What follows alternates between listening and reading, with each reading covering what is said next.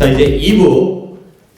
아까 민법에 대해서 잠깐 거론을 하셨던 것 같은데 2부는 여러분 공인중개사 민법이라고 유튜브에 이렇게 검색을 해보시면 가장 상단에 뜨는 분입니다. 네, 민법의 지존 우리 양민 교수님께서 민법 및 인사특별법의 양민 교수님께서 민법 고득점 전략을 공개해 주실 겁니다. 우리 민법의 양민 교수님을 여러분 뜨거운 박수로 맞이해주시기 바랍니다.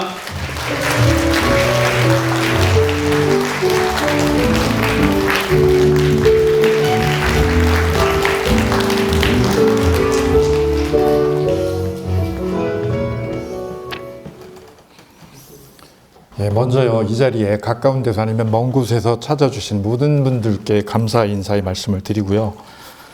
오늘 랜드프로하고 이 소중한 인연의 자리가 내년도 중개사 합격에 중요한 디딤돌이 되기를 바라는 간절한 마음을 담아서 제 준비한 자료의 첫 장을 열어드리도록 하겠습니다.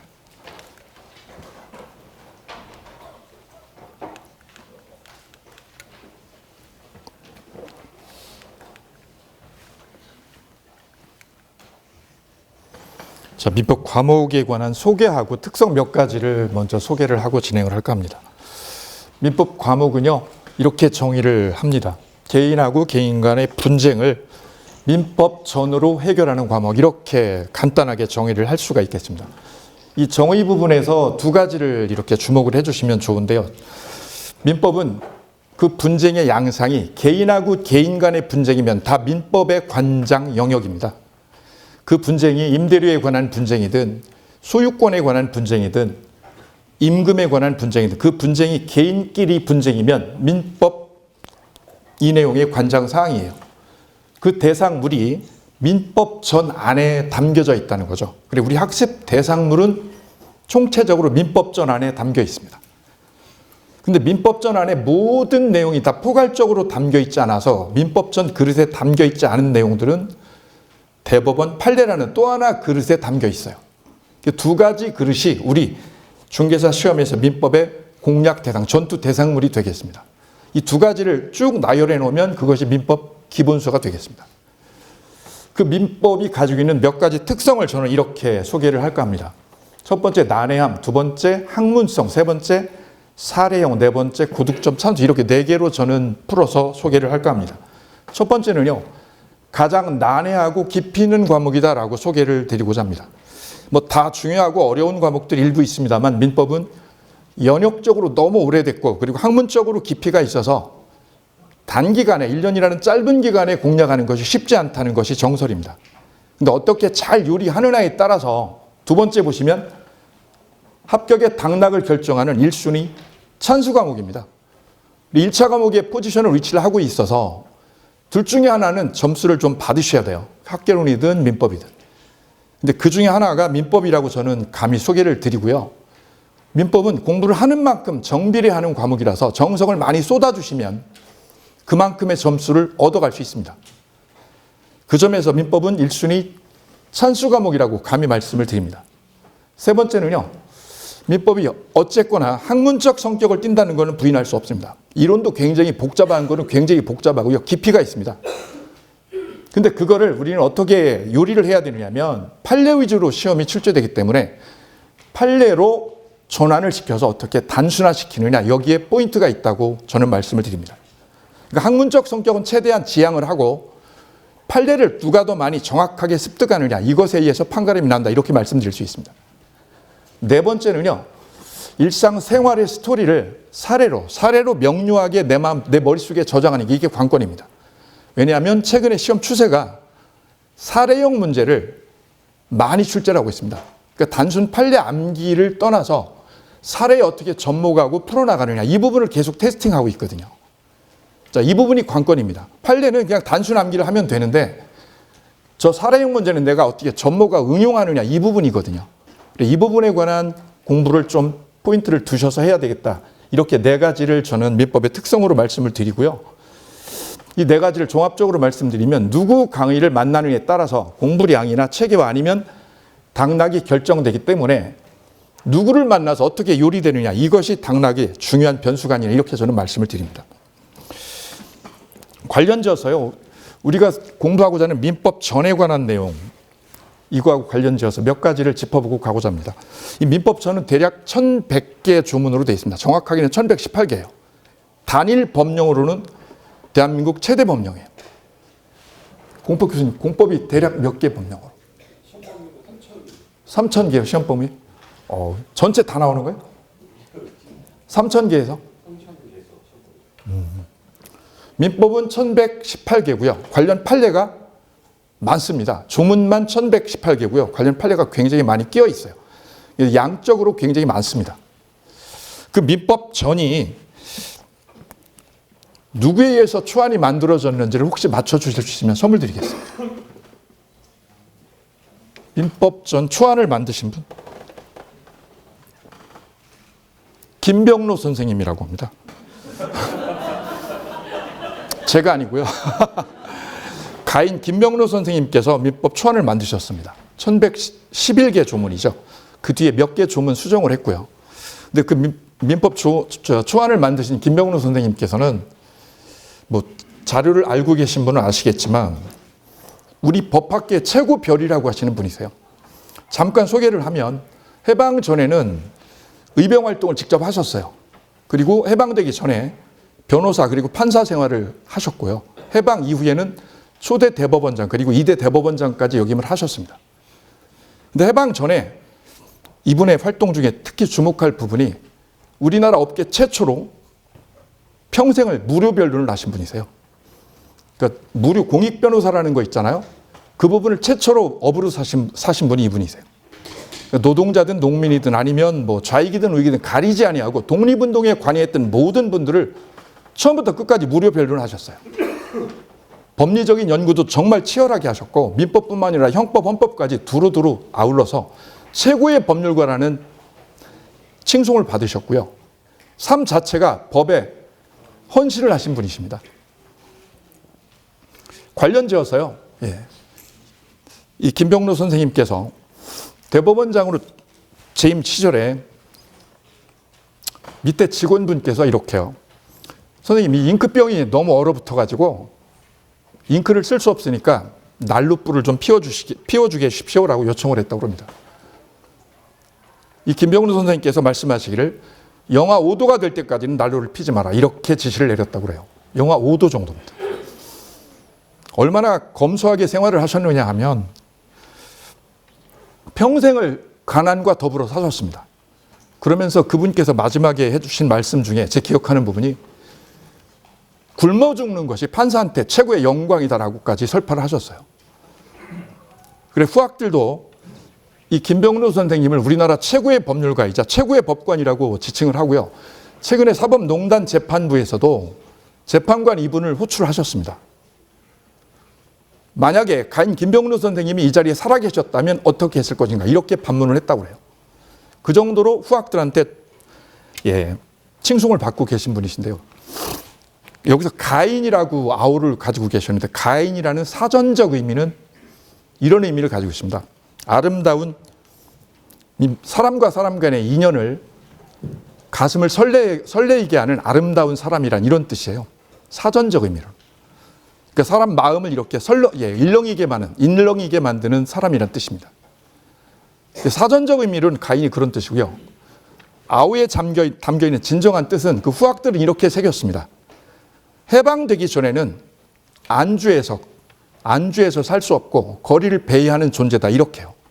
그러니까 해방되기 전에는 정말 치열하게 사신 분이세요. 물론 해방 이후에 정권에 참여하셨고 이랬지만 끊임없이 그 이승만 정권하고 그다음에 박정희 정권하고도 대립관계를 끊임없이 유지하신 분이세요. 잠깐 지나가면서 민법 전하고 관련지어서 그분이 민법을 초안을 만드셨기 때문에 잠깐 언급을 했고요.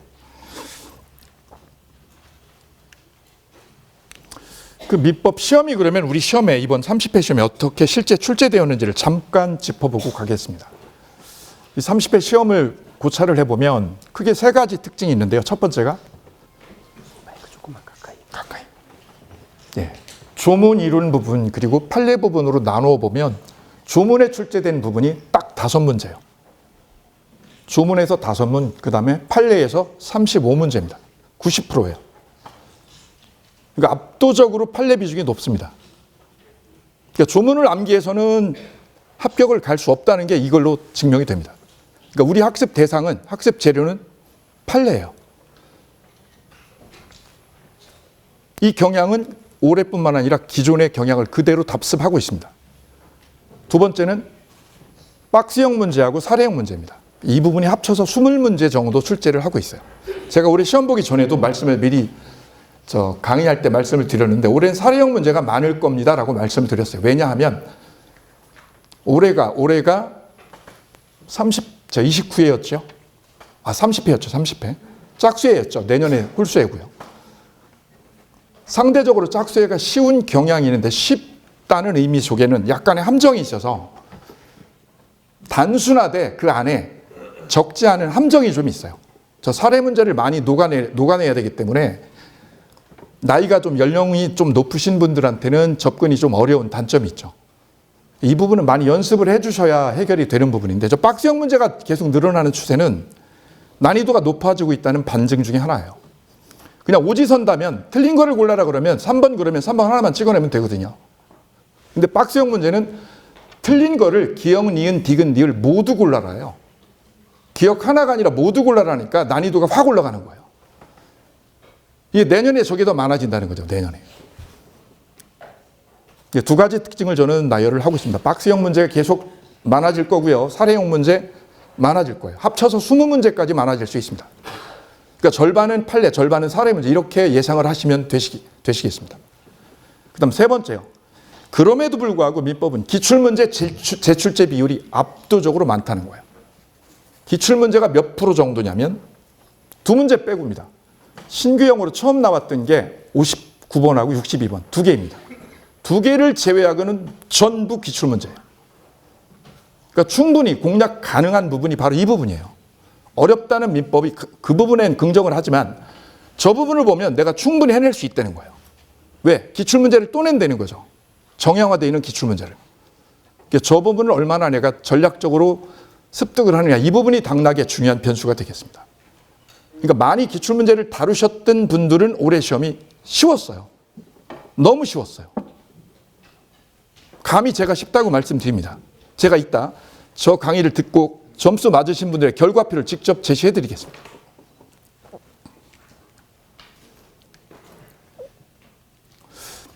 (30회) 시험과 관련해서 제 특강 자료하고 얼마만큼의 적중률을 보였는지를 실증하는 자료를 몇 가지 준비를 했습니다.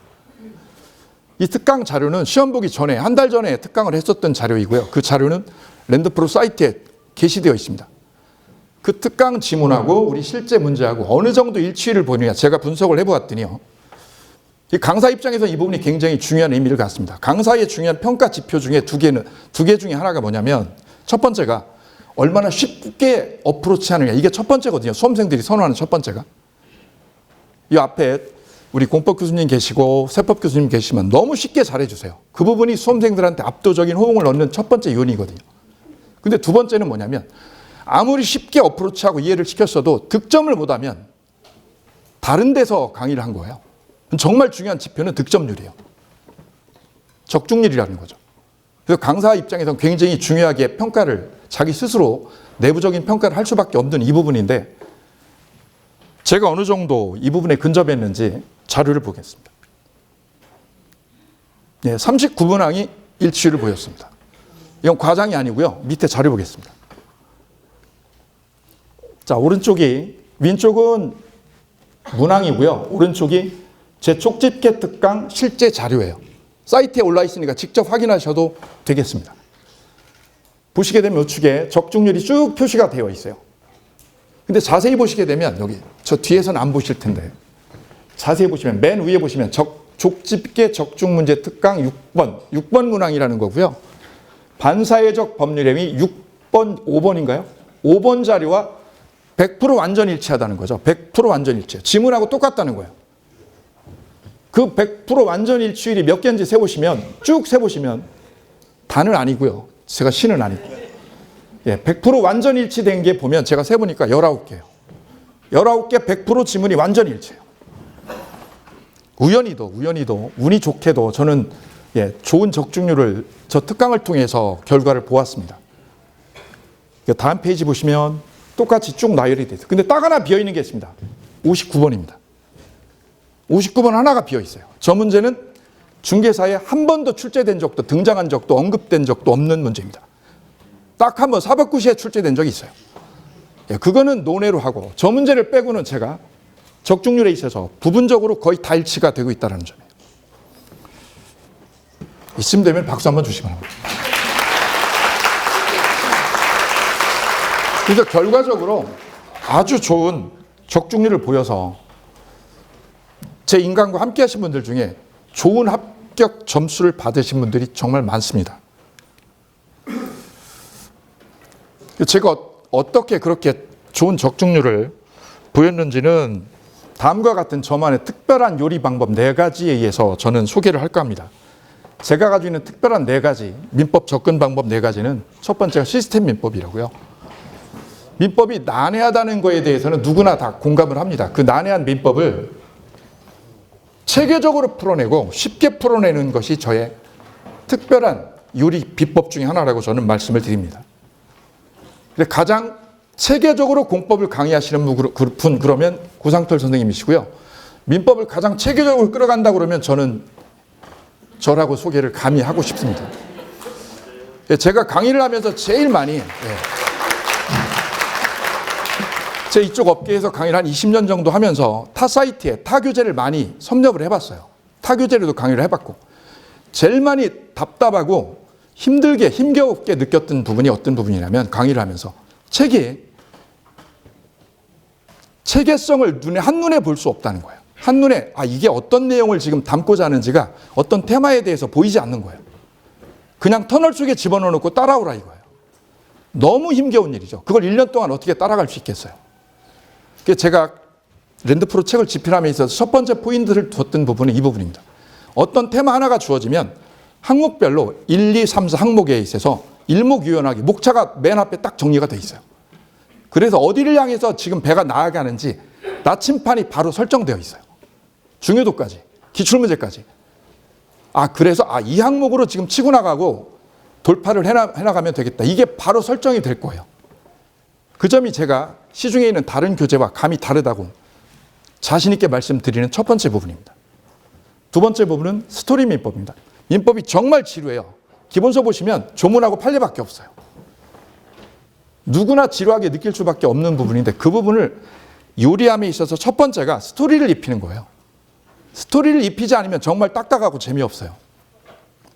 근데 제가 감히 자신 있게 말씀드리는 부분은 계속해서 스토리를 우리 살아있는 일상생활 속에 많은 뉴스거리들도 있고요. 그 안에서 계속 민법의 소재를 우리 민법과 연결지어서 스토리를 만들어내서 여러분한테 제시를 해드릴 거예요.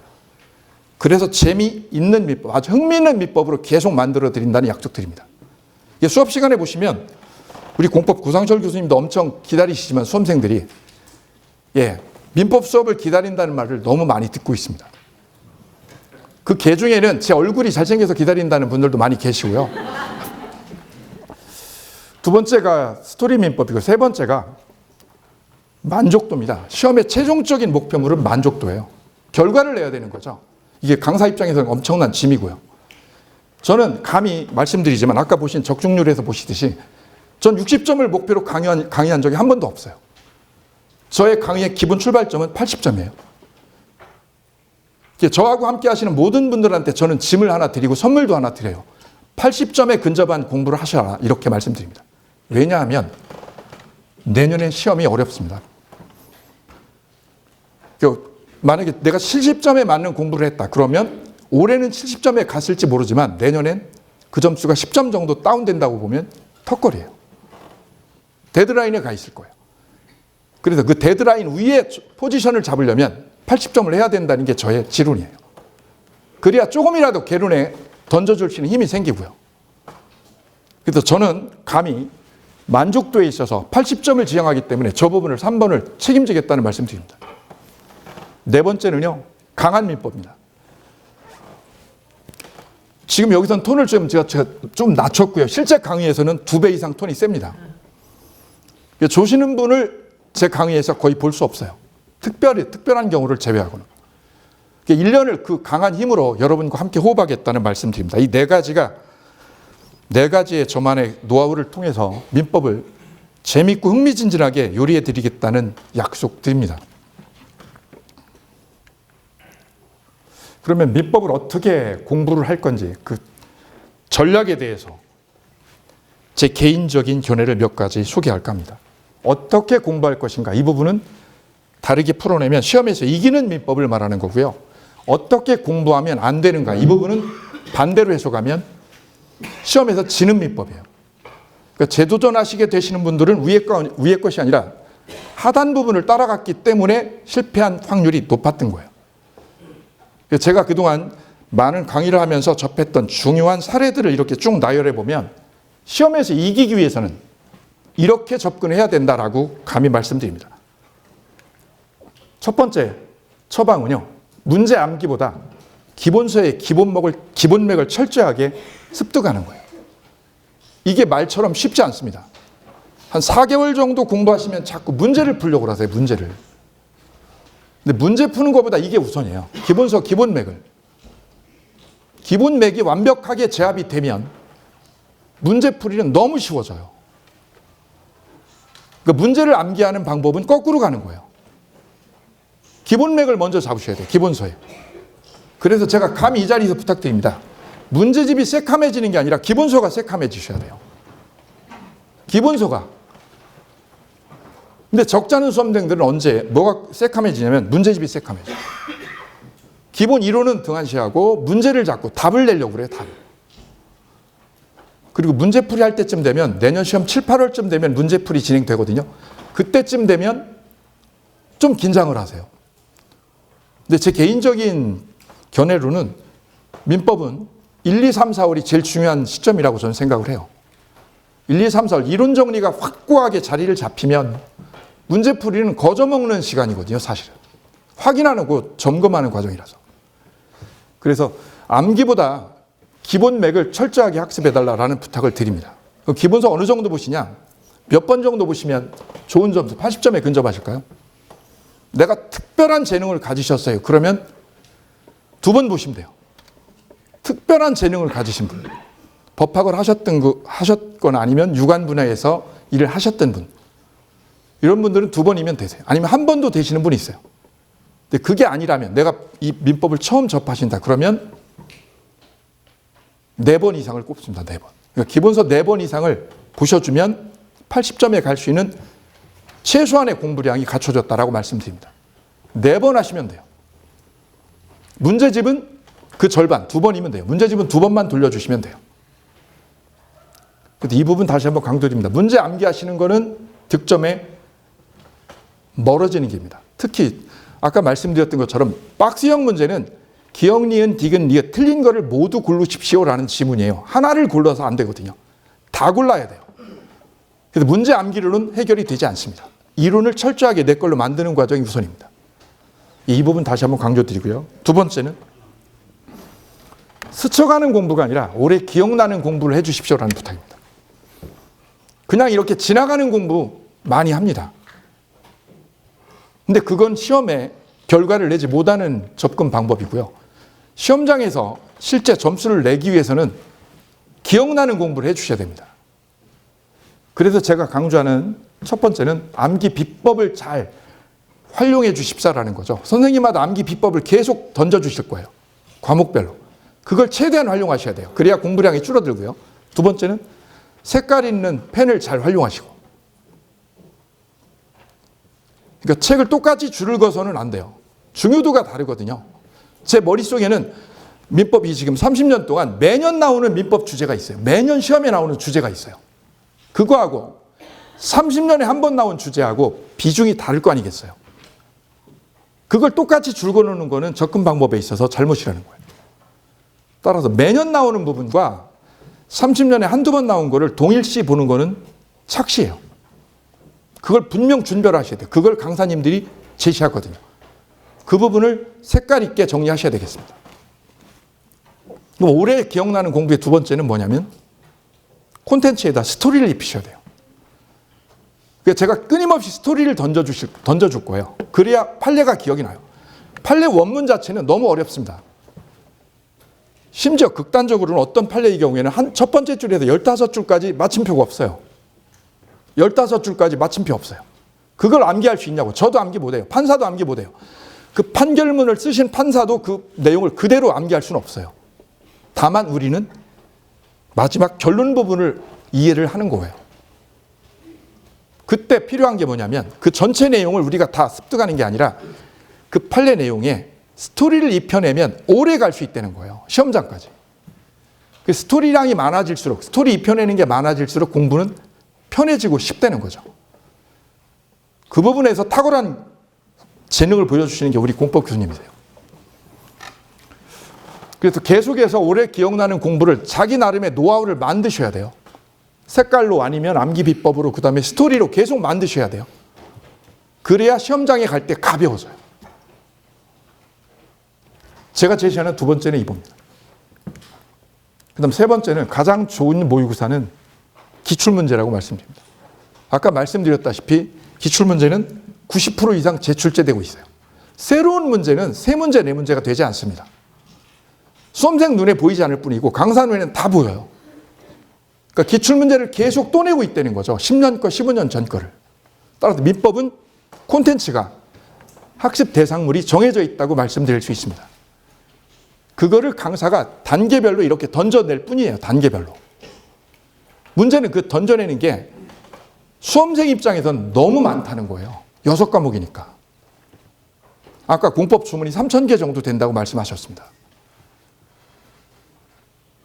버릴 걸 버리고 취할 걸 취하는데 어떤 걸 버리고 어떤 걸 취하느냐, 어느 정도 취하느냐, 이 부분이 중요한 수험 전략이 하나예요. 그거를 수험생이 결정할 수는 없잖아요. 앞에 강사님이 던질 부분하고 가져갈 부분을 정확히 준비를 해주실 거예요. 그 부분에 호흡을 잘 맞춰주시는 부분, 이 부분이 공부량을 줄이는데 아주 절대적으로 기여합니다. 저도 끊임없이 이 부분을 강조를 하면서 기출문제에서 꼭 나오는 부분이 있어요. 그 부분은 200% 내 걸로 만드셔야 됩니다. 기출문제는 2번 이상 정리를 해주시길 부탁을 드립니다. 기본서는 4번.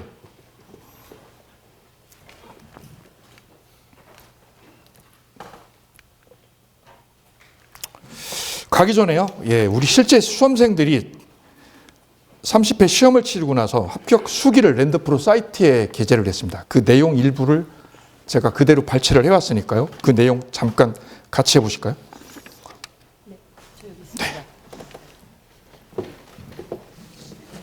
네, 우리 연민 교수님한테 온 합격 수기예요. 1. 첫 번째, 백채연미. 민법은 너무 광범위하고 방대해서 어려운 내용을 양민 교수님의 자신감, 열정으로 이해를 시켜주셔서 남들이 가장 어렵다는 민법을 제일 쉽게 느껴지는 과목으로 되었습니다. 기본서를 6, 7에 읽어야 80점이 나온다고 했습니다. 저는 인강 강의를 듣고 기본서 한 번 읽는데 시간이 너무 많이 걸려서 기본서 이해밖에 못해서 사실은 걱정을 많이 했는데 교수님께서 워낙 이해하기 쉬우면서 재미있게 명강의를 해주셔서 실전에서 점수가 잘 나올 수 있었습니다. 문제풀이 단계에서부터는 인강 강의만 듣고 따로 공부를 안 하고 가장 쉬운 과목이 되어 실제 시험에서는 85점을 받았습니다. 공부 시간은 4월부터 하루 12시간에서 16시간 공부하고 30회 동차 합격하셨습니다. 네, 공부 시간이 12시간 이상입니다. 유념해 주시기 바랍니다.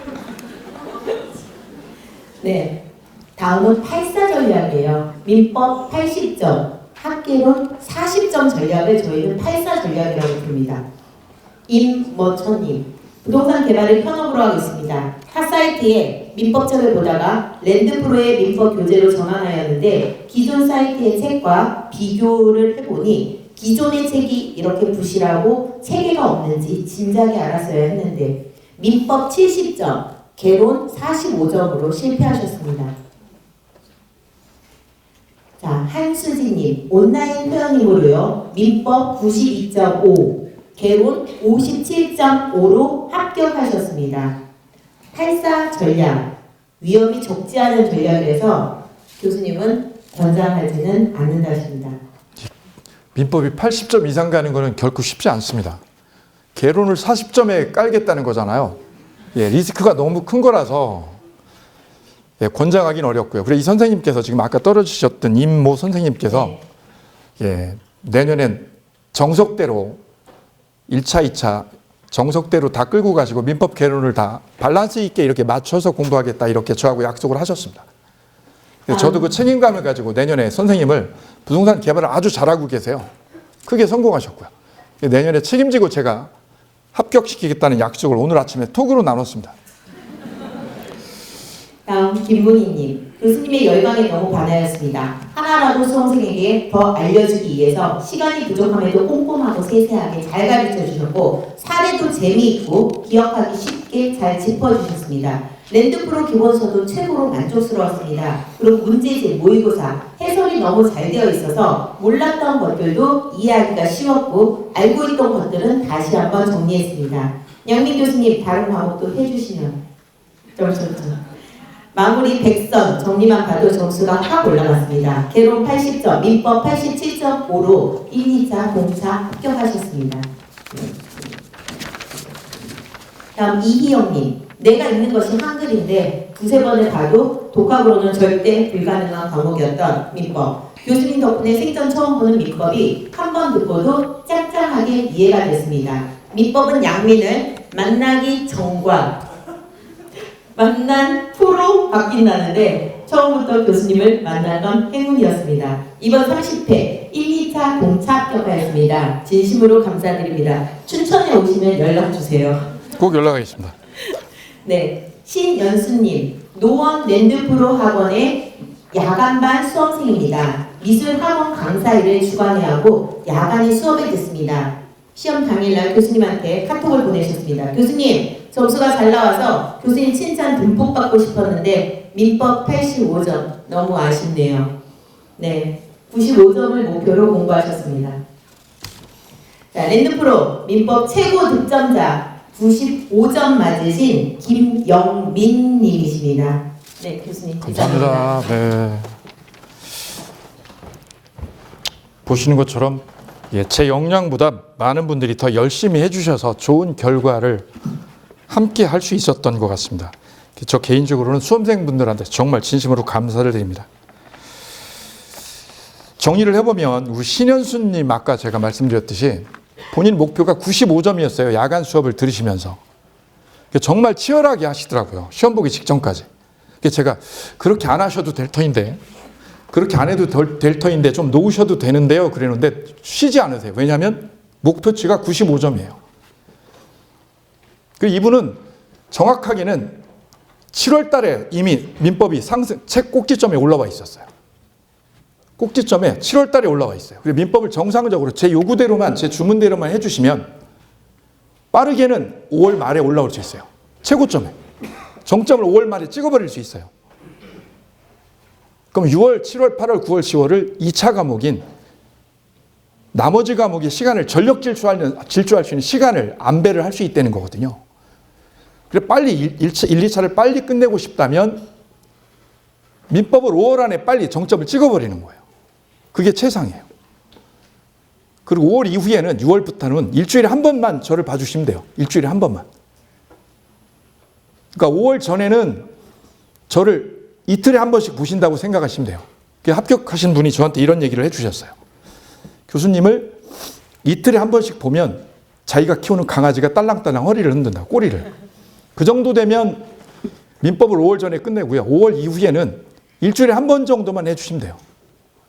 유지만 해주시면 된다는 거죠. 유지 관리면. 그러면 충분히 갈 수 있어요. 근데 이분은 7월 말에 이미 오셨어요. 그래도 끊임없이 열심히 치열하게 공부를 하시더라고요. 95점이 목표셨는데 85점 나왔어요. 그리고 불만족하시더라고요.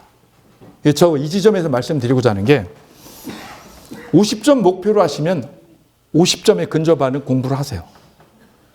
60점을 목표로 하시면 60점에 근접한 공부를 하시고요. 근데 95점을 목표로 했더니 자기 목표치에 덜 갔어도 85점을 득점하셨어요. 그럼 이분이 학교는 40점을 찍었어도 합격할 수 있는 거거든요. 그래서 우리는 이 자리에서 자기의 목표점을 어디로 삼느냐, 이건 굉장히 중요한 의미를 갖는다는 말씀을 저는 이 자리에서 강조를 하고자 합니다. 관련돼서 제 강의를 예시를 하나 이렇게 준비했습니다. 제 여동생이요, 용산에 집을 좀 샀습니다. 실제 얘기를 해보면 여동생이 작년, 재작년 2년에 걸쳐서 집을 좀 샀어요. 자기 신랑이 대기업 고 임원임에도 불구하고 그 월급 모두 모은 것보다 제 여동생이 교직에 있는데 2년 동안 집 사가지고 창출한 수익 그 값어치가 몇 배도 크더라고요. 제가 깜짝 놀랐어요. 용산에 샀던 12억짜리 집은 지금 30억 정도 하고요. 개포동에 산 16억짜리 집은 35억이에요. 정상 아니죠. 여동생도 그래. 이건 정상 아닌데 시스템이 붕괴된 거예요. 공급을 차단했든 어쨌든 대한민국의 부동산 시스템은 정상적이지 않은 거예요. 2년 만에 자기 신랑이 평생 월급 저축한 것보다 훨씬 많은 거를 축적을 했어요. 근데 이 투자 가능한 조건이 어느 정도 재력이 돼야 된다는 거죠. 그죠? 예, 여기에 많은 우리 제도적 결함이 있습니다, 사실은. 근데 그 여동생이 그 빌라를 최근에 또 하나 샀어요, 아버님한테. 그 집을 사서 세를 줬는데 2년 계약서를 썼어요. 그리고는 1년 만에 세입자가 나가겠다고 연락이 왔어요. 그때 그 여동생이 저한테 연락했어요. 오빠, 보증금 줘야 돼, 말아야 돼? 보증금 준다, 안 준다? 2년 계약했어요, 그죠? 근데 1년 만에 뭐라고요? 나가겠다고. 줘야죠, 안 줘야죠? 여러분이 판사예요. 줘야 돼요, 안 줘야 돼요? 그 근거가 주임법 4조에 있습니다. 4조에. 임대차 기간에 보시면 이렇게 4조는 규정을 하고 있습니다. 기간에 정함이 없거나 2년 미만으로 정한 임대차는 그 기간을 몇 년으로? 2년으로 이렇게 규율을 하고 있습니다. 그럼 보실까요? 2년으로 본다를 우리 법에서는 뭐라고 하냐면 법률 효과라고 그래요. 법이 규율하는 효과. 2년으로 본다. 어떤 전제하에? 두 가지 전제예요. 두 가지 전제. 기간의 정함이 없을 때라는 항목 하나. 두 번째는 2년 미만일 때. 2년 미만일 때. 두 가지 조건이 충족이 돼야 2년으로 취급을 해요. 상가에서는 1년이에요. 근데 주택에서는 2년입니다. 그럼 저 항목에 해당이 되나요, 안 되나요? 해당되지 않습니다. 2년으로 볼 때는 언제요? 기간의 정함이 없을 때. 두 번째는 2년 아래, 2년 미만일 때입니다. 예컨대 1년 계약했다 이거죠. 1년 계약하면 몇 년으로? 2년으로 취급하겠다는 게 법의 선언이에요. 왜냐하면 이 법의 입법 취지를 좀 보시면 돼요. 우리 민법에는 그러면 우리 민법에는 어떻게 되냐? 이거는 주택임대차보호법이라고 하는 특별법이에요. 특별히 규율한 거예요. 누구를? 세입자를, 약자적 위치에 있는 세입자를 특별히 우대하자, 이런 취지예요. 가불관계로 보면 세입자가 을이다, 슈퍼을이다. 그럼 집주인이 요구하는 대로 계약서를 쓰다 보면 1년 계약서를 쓸 수 있단 말이죠. 이때 이 세입자를 그대로 두면 1년마다 매번 이사를 가야 되는 이런 불리한 상황이 처하니까 입법자가 결단을 한 거예요. 세입자를 몇 년을? 2년 동안은 주거권을 보장해 주자, 강제적으로. 그런 취지예요, 입법 취지가. 근데 민법에는 이게 없어요. 우리 민법에는 이 규정이 없어. 기간을 정하지 않아 놓으면 우리 민법에는 어떻게 규율을 하느냐면 그냥 기간 없는 임대차가 돼버려요. 민법에서는. 따라서요, 민법 사안이라면 이거는 기간 없는 임대차로 돼버리는 거예요. 왜냐하면 우리 민법에서는 주인하고 세입자를 밸런스, 힘의 밸런스를 균등하게 보아요. 니나 내나 똑같은 인간이라 이거죠. 그리고 계약서를 스스로 썼잖아요. 그래서 민법에서는 임대인, 임차인의 힘을 똑같이 봐요. 이렇게 같은 위치에. 다르지 않다고 봐요. 그랬더니 나중에 보니까 주인한테 유리한 계약서가 너무 많더라. 그래서 특별히 규율한 거예요. 그래서 주임법이 끼어들어서 2년 미만으로 계약을 하면 몇 년을요? 2년 보장하자라는 게 입법 취지가 되겠습니다. 따라서 세입자는 적어도 몇 년을요? 2년 동안의 주거권이 안정적으로 확보가 되는 거예요. 이 규정 때문에, 주임법 4조 때문에. 근데 밑에 단서 보시면 임차인은 2년 미만으로 정한 기간이 유효함을 주장할 수 있다. 이렇게 규정을 하고 있어요. 여기서 주목할 부분은 임차인만이라는 거예요. 주인이 아니라 누구만? 세입자만 몇 년을? 2년이요? 2년 미만이요? 2년 미만이 유효하다고 주장할 수 있다는 뜻이에요. 뒤집으면 반대로 꼭 생각하셔야 돼요. 민법은. 임대인은요. 임대인은 2년 미만 주장을 못한다는 거죠. 그러니까 임대인은 2년 미만 주장할 권리가 법에 없어요. 누구만? 임차인만, 세입자한테만 2년 미만을 주장할 수 있다. 예컨대 1년 계약했다. 1년 계약했다면 임차인한테는 몇 년으로 법이 규율을 할까요? 2년으로 규율을 해요. 2년으로. 1년 계약서 써도. 그런데 말이죠. 세입자는 2년을 살지 않고 몇 년을? 1년 만에 빼달라고 할 수 있다는 거죠. 그런 권리는 언제만 작동하느냐? 2년 미만일 때, 2년 미만일 때. 2년 미만으로 예컨대 1년 계약서 썼을 때 세입자한테는 선택권이 있다는 거죠. 옵션이. 2년 살아도 되고 법이 보장한 2년 아니면 계약서대로 몇 년? 1년. 법이 보장한 2년을 살아도 되고 계약서대로 1년을 선택할 수 있다는 거예요. 그 옵션이 누구한테만 있다는 거예요? 임차인한테만 있다는 거예요. 그래 이 주택임대차보호법은 세입자를 약자적 위치에 있는 세입자를 법적으로 우대하겠다는 특례 규정이에요. 야 세입자 너 약자지. 널 보호해줄게. 이런 선언이에요. 근데 저 규정이 어디에는 없다고요? 민법에는 없어요. 민법에는 똑같아요. 똑같아요. 임차인만 2년 주장한다. 이런 게 없어요. 그럼 저 사안을 해결해 볼게요. 제 여동생이 질문했던 저 사안은 그럼 주인은 보증금을 내줘요? 안 내줘요? 안 내줘요. 2년 계약서 썼지 않습니까? 그럼 2년 계약서 쓰면 세입자한테는 몇 년 계약이 되는 거예요? 그냥 2년이에요. 2년을 살아야 되는 거지 1년 보장이 안 돼요. 그럼 반대 질문하겠습니다. 1년 계약서 쓰면 몇 년을? 법이 보장한 2년을 살아도 되고 몇 년을? 1년 살아도 돼요. 그렇다면 세입자한테는 어떤 계약서가 더 유리한 계약서?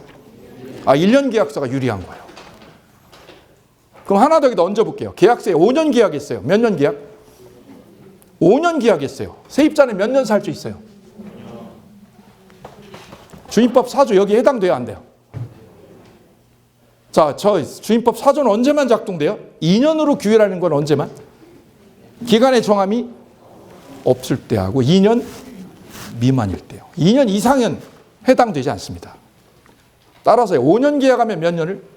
5년을 사는 거예요. 따라서 상가라든가 특히 유념하셔야 돼요. 내가 상가를 여기 목이 좋아서 장기 계약을 하고 싶다라고 해서 5년 계약을 했다면 세입자는 몇 년을? 5년을 계속 영업을 해야 되는 거예요. 그럼 어떤 리스크가 있을 거예요? 영업이 안 되면 죽쓰는 거예요. 제 수험생 중에 병원을 운영하셨어요. 병원을. 보증금 5억에 월세 1,600여. 5년 계약하셨어요. 5년 계약을. 근데 2년 만에 적자로 들어왔어요. 접어야죠. 근데 5년을 가야 된다는 거죠. 왜요? 계약서에 몇 년 사인하면? 5년 사인하면 5년이 되는 거예요. 이게 작동할 때 주임법 4조가 작동하는 전제 조건은 두 가지예요. 이 기간의 정함이 없을 때하고 몇 년 미만? 2년 미만으로 정한 임대차는 2년으로 봅니다. 여기까지를 우리는 뭐라고 표현하느냐면 법률 요건이라고 그래요. 법학에서. 법률 요건, 전제 조건이라는 표현을 써요. 전제 조건. 형법에서는 범죄 구성 요건이라고 그래요. 저 전제하에만 2년으로 규율하겠다 이런 뜻이에요. 그것도 어디에서만? 주택에서만.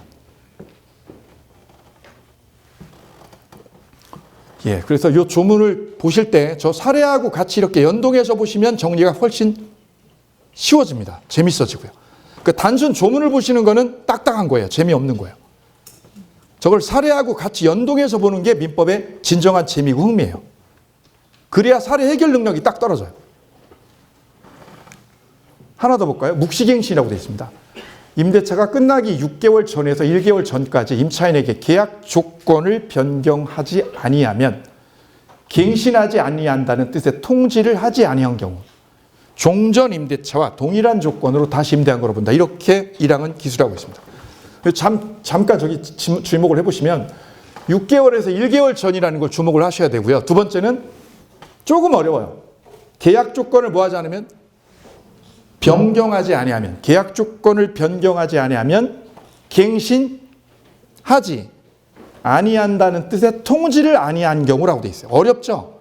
어려운데 다시 환원하면 아무 말 없을 때라는 거예요. 아무 말 없을 때. 아무 말 없을 때 이렇게 어렵게 표현해요. 입법자는. 그 가인 김병루 선생님께서 이렇게. 자, 저 말을 다른 말로 환원하면 내버려두면 끝나기 6개월에서 1개월 전까지 내버려두면 어떻게 된다는 뜻이냐면 자동갱신된다는 의미를 가져요. 이걸 묵시갱신이라고 입법자는 얘기를 합니다. 그리고 2항에 보시면 1항의 경우 임대차 존속기간은 몇 년으로? 2년으로 보고 있습니다. 상가 임대차는 1년인데 주택은 이렇게 2년으로 취급을 해버려요. 누가요? 법에서. 당사자는 합의를 한 적이 없어요. 그냥 냅둔 것뿐이고요. 기간이 지날 때까지 냅둔 것뿐인데 법은 몇 년으로? 2년으로 강제로 규율을 해버린 거예요. 그래서 이 법이 특별한 법이라고 이렇게 얘기를 하는 거죠. 이렇게 민법은 이렇게 끊임없이 사례하고 연동지어서 계속 흘러갈 거예요. 그 민법의 주재료는 우리 일상생활 속에 있는 사례와 끊임없이 호흡을 하게 됩니다. 그 호흡되는 재료를 제가 풍부하게 스토리를 엮어서 여러분한테 끊임없이 제시를 하겠다는 약속 드리고, 여러분은 그냥 포기만 하지 않고 간단 없이 계속 따라와 주시면 충분히 고득점으로 결과 낼 수 있다고 감히 말씀을 드립니다. 그래서 차기년도에 저하고 같이 민법을 진행을 해주시면 아까 말씀드린 것처럼 80점 이상을 충분히 득점할 수 있다는 선언을 이 자리에서 저는 하겠습니다. 마지막으로 준비한 제 멘트는 이 부분입니다. 그리고 관련돼서 하나 제가 말씀드릴 부분이, 저 랜드프로하고 제가 전속 계약이 되어서 타 사이트에 출강을 할 수 없는 상황이 되어버렸어요. 예, 그래서 타 사이트에서는 제 얼굴을 볼 수 없습니다. 예, 그래서 두 가지를 회사하고 준비를 했는데, 첫 번째가 뭐냐면 학원 실강의 부분입니다. 그동안은 실강의를 계속해서 집에 가서 복습해서 똑같은 걸 계속 보셨어요. 같은 콘텐츠를 계속 본 거예요. 지루하게. 근데 이 부분을 개선하기 위해서 저 우측에 준비를 새로 했습니다. 스튜디오 강의를 제가 따로 준비를 했어요. 전 과정을. 그래서 문제까지, 그 다음에 기출문제까지, 특강까지 저기에다 따로 추가를 해서 내용을 2배 알차게 꾸며냈어요. 그러니까 저 부분, 우측에 있는 저 부분은 업계 최초예요. 그동안 이쪽만 있었다는 거죠. 학원 실강의를 그대로 올리는 것밖에 없어요. 지금 타 업종 모두 똑같아요. 근데 우측에 저 부분을 처음으로 시도를 했습니다. 저 부분을 잘 활용하시면 여러분 공부할 때, 득점할 때도 굉장히 유리하다고 말씀을 드립니다. 마지막 제 선물입니다. 인생도 공부도 저는 설정값이라고 말씀을 드립니다. 아까 말씀드렸듯이 몇 점에 내가 설정을 하느냐, 그거에 따라서 내 공부량도, 내 의지도, 내 인생도 그렇게 흘러간다고 저는 믿고 있습니다. 오늘 가실 때 민법의 설정값을 저와 함께 80점 이상으로 설정해 주시면 차기 시험에서 반드시 좋은 결과를 낼 수 있다고 감히 이 자리에서 말씀드립니다. 이걸로 제 강연을 마치겠습니다. 감사합니다.